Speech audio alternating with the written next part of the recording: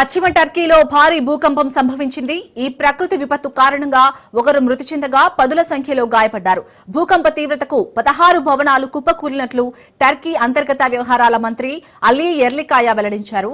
దేశంలోని అతిపెద్ద నగరమైన ఇస్తాంబుల్తో సహా పలు ప్రావిన్స్లలో భూ ప్రకంపనలు సంభవించడంతో ప్రజలు భయాందోళనలకు గురయ్యారు. స్థానిక కాలమానం ప్రకారం రాత్రి 7:53 ఈ భూకంపం సంభవించింది. బలికేసిర్ ప్రావిన్స్ లో భూమికి కేవలం 11 కిలోమీటర్ల లోతున భూకంప కేంద్రం ఉన్నట్లు గుర్తించారు.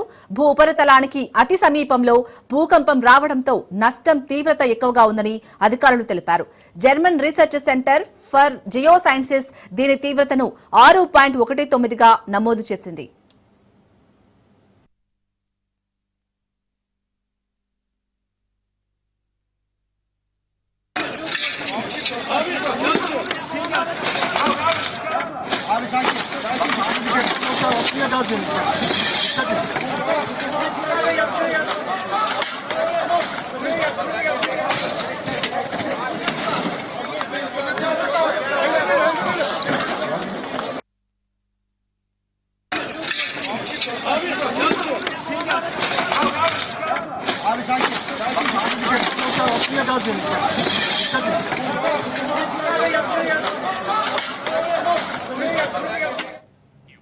పశ్చిమ టర్కీలో భారీ భూకంపం సంభవించింది. ఈ ప్రకృతి విపత్తు కారణంగా ఒకరు మృతి చెందగా పదుల సంఖ్యలో గాయపడ్డారు.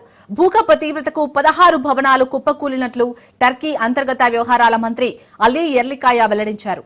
దేశంలోని అతిపెద్ద నగరమైన ఇస్తాంబుల్తో సహా పలు ప్రావిన్స్లలో భూ ప్రకంపనలు సంభవించడంతో ప్రజలు భయాందోళనలకు గురయ్యారు. స్థానిక కాలమానం ప్రకారం రాత్రి 7:53 ఈ భూకంపం సంభవించింది.